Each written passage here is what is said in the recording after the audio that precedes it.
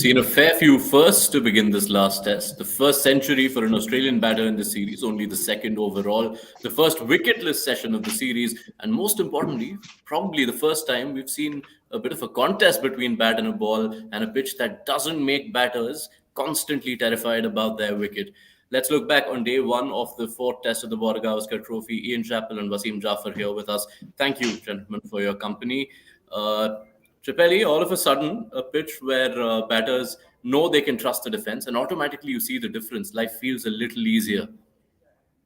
Yeah, it was far and away the best pitch we've had in the series, and a pretty good contest. But I think that last partnership is the one that definitely saw Australia happy with the first day's result. And obviously a century to Khawaja just put the icing on the cake.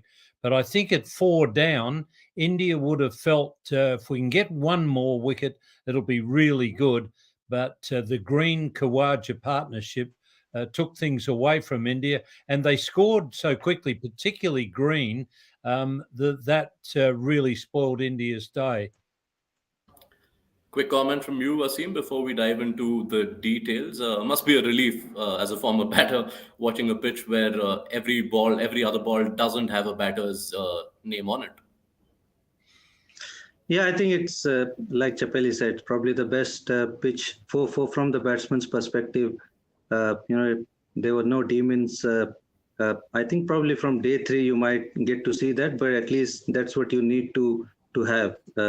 First 2 days it should favor the batsman, and Australia made the most of it. I like their approach.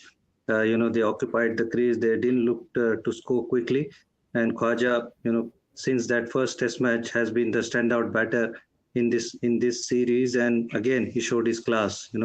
Played beautifully, played whole day for his 100. Got to give it to his patience and perseverance. So really good day for Australia. Yes, and now let's talk in detail about Usman Khawaja, the first century for Australia in this series, also the first by an Australian opener against India since 2015. Chappelli, he's played what we already regarded were some of the most impressive knocks of this series, where on pitches where it was so difficult, he crafted those half centuries in each of the last 2 tests. A well-earned 100 in that regard for someone who's just put in the effort in the series. Yeah, I think the calmness of Khawaja has been exemplary during this series. One thing I can't understand is India's desire to come round the wicket the whole time to a left-hander.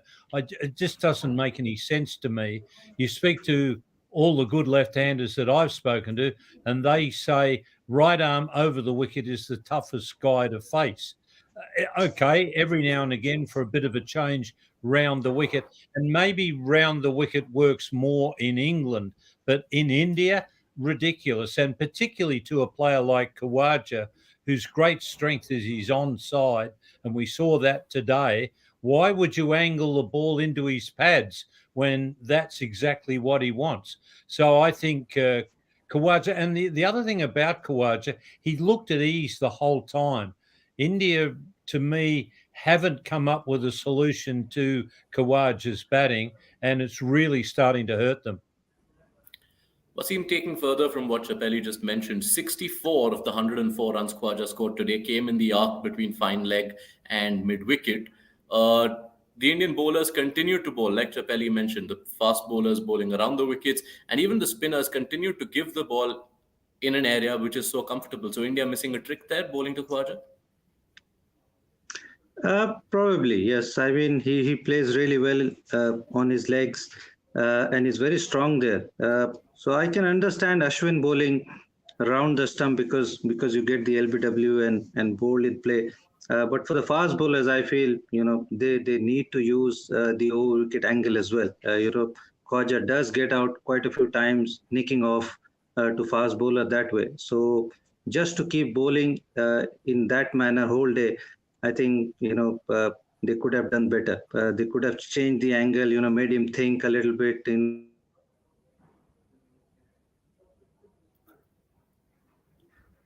Seem to have some issues with Wasim's internet. We'll get that back up. Go ahead, Wasim. I think we have you now. Yeah, I mean, he's very, very strong in that department. Right, still some issues. We'll pick that up. But Chappelli, just taking it forward, Cameron Green, how impressed were you with his batting? He did look quite assured in that first innings before that collapse happened in Indore. And today, again, like you already mentioned, a very vital passage where it was important for him to stick through with Khawaja till the end of day's play. Yeah, it was the latter part of that partnership that really took it away from India. I think there were some things there, particularly the short pitch delivery. If it's well aimed, if you don't get it right, Cameron Green will punish you. But if you do get it right, as Shami did a couple of times, I think there's something there to encourage the Englishman.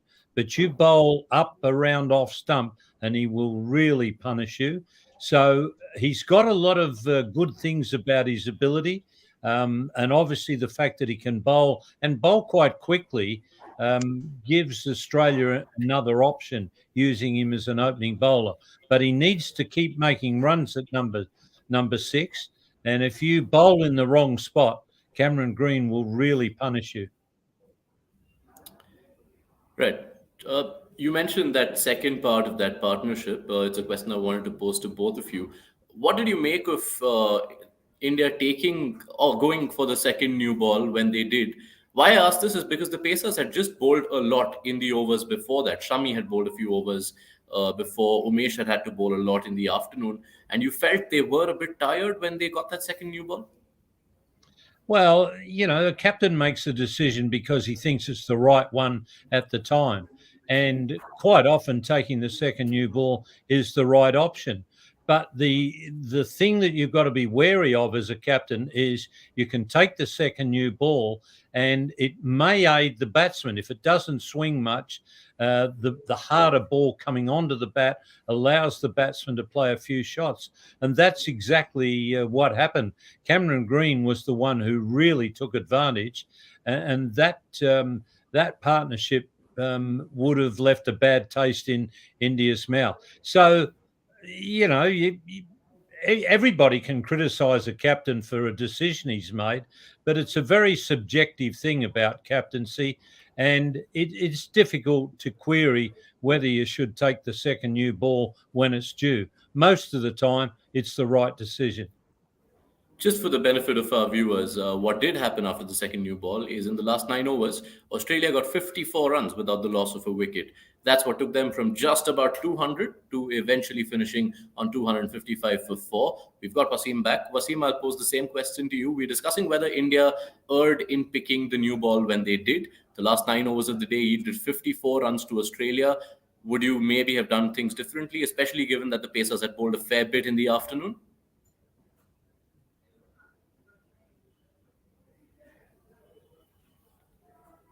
I think you might be muted, Wasim.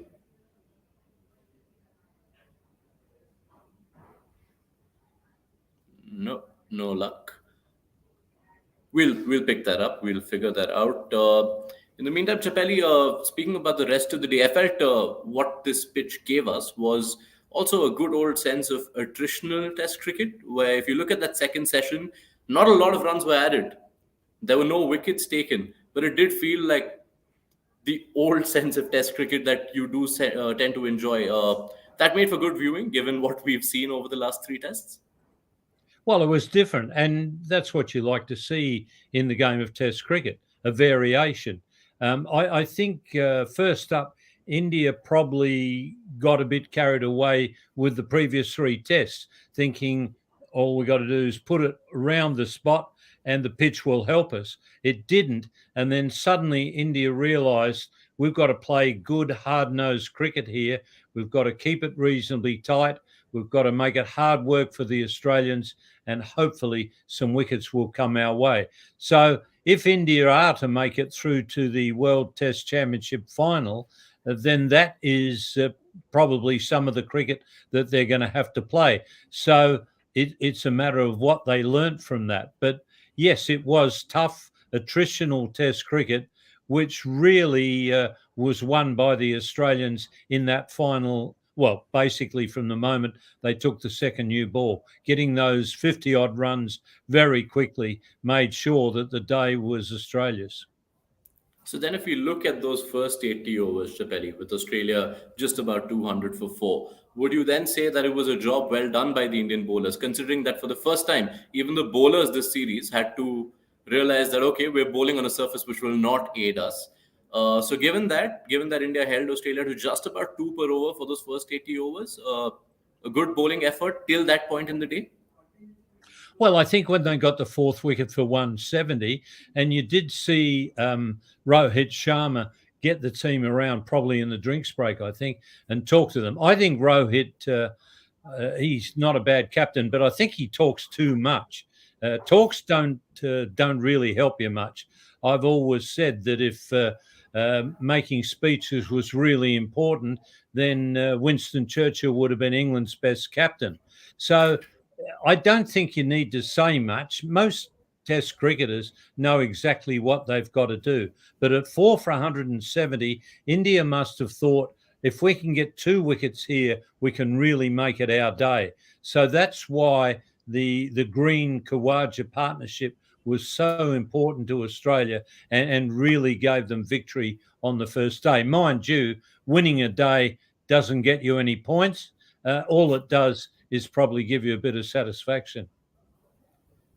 Yeah, I mean, no better summary for the day. We do seem to have lost Wasim. We'll pick it up with him tomorrow. But thank you, Chappelli, for summarizing day one for us.